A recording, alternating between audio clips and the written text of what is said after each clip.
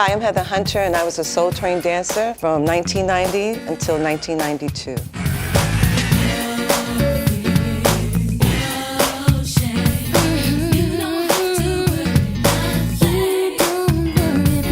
My background dance, well, I'm a true B-girl, so in New York, you know, I come from the Latin Quarter days. I know how to pop lock, break dance, everything back in the day.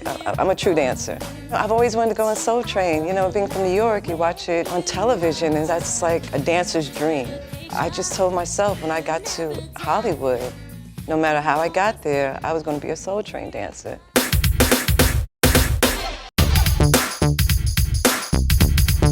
I stood in line for like 2 hours. No one knew who I was at first, and I used my mother's name. I was like, my name is Betty, you know?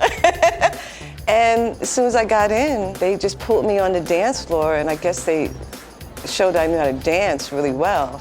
As soon as I knew it, Don Cornelius was like, get up on the stage. And I was like, oh my God, this is amazing. I'm actually on the stage, and I'm looking down at the train. It was an epic moment for me. Crazy enough, I got there when I was at the peak of my career as an X-rated adult star. So it was kind of like a scandalous moment for me at that point in my life, you know?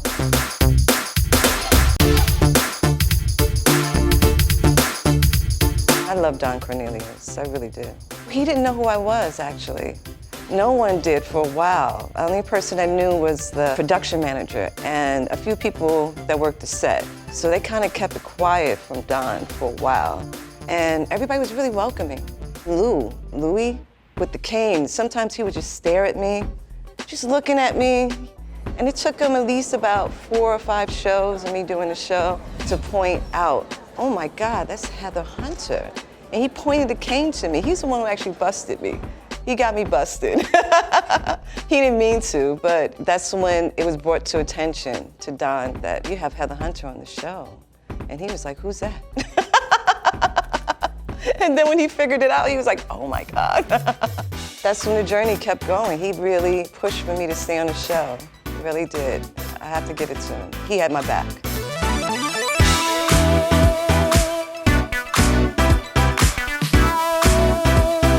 I was really trying to stay low-key as much as possible. When I was on Soul Train, I really wanted to think I was doing something fashion-forward or some type of trend. My classic move was that. And my hair. I was having so much fun. It was like every single time I would show up for that fried chicken and that hair relaxer, you know? From the East Coast, you're just happy to be on Soul Train. I didn't really care what they gave me, you know?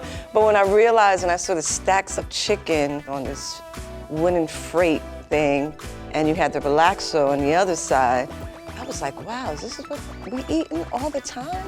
So I kind of skipped out and I kept going across the street to Denny's.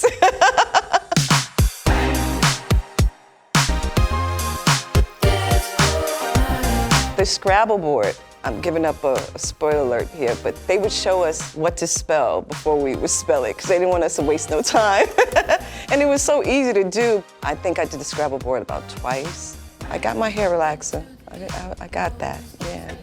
I could say the best era was the 80s going into the 90s. I liked the 70s as well, but when I was on, I got the opportunity to dance when En Vogue was first featured, and the Good Girls. So that was really exciting to see where En Vogue went in their career and to know you were there when they just did their first show. My most memorable moment is going down the Soul Train line. I was terrified. We did the taping, so you had to go down a couple of times, and everybody was really thirsty to go down that line. I mean, people would fight to go down that line. I was kind of nervous, and Eric Cassine would push me in the front, go down the line.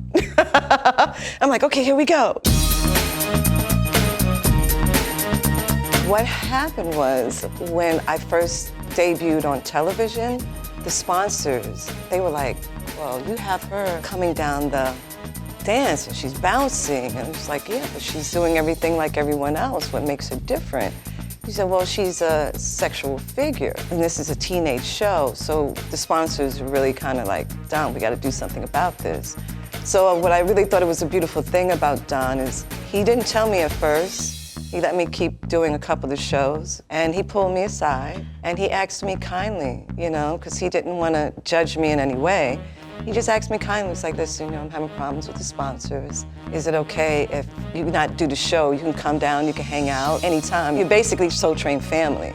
And I was like, okay, that's no problem. The last performance I saw at SOULTRAIN was Prince. I just enjoyed the experience while I had it. That was like a dream come true. It's like I kind of like checked it off of my bucket list, you know?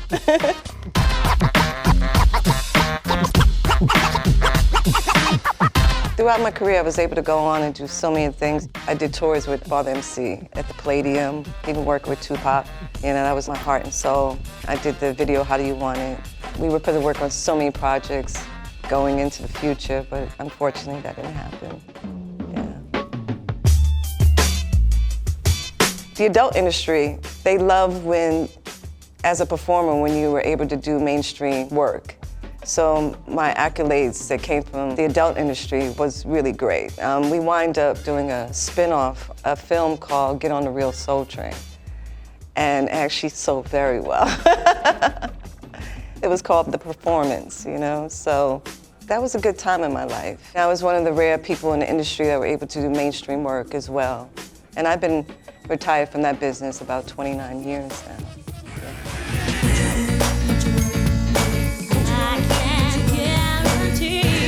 I'd do it again. Well, of course. I would do SOULTRAIN again and again and again. I believe, like, as soon as you're a SOULTRAIN dancer, you're a SOULTRAIN dancer forever. It's like, it's in your soul, you know? And I feel happy to be a part of that generation.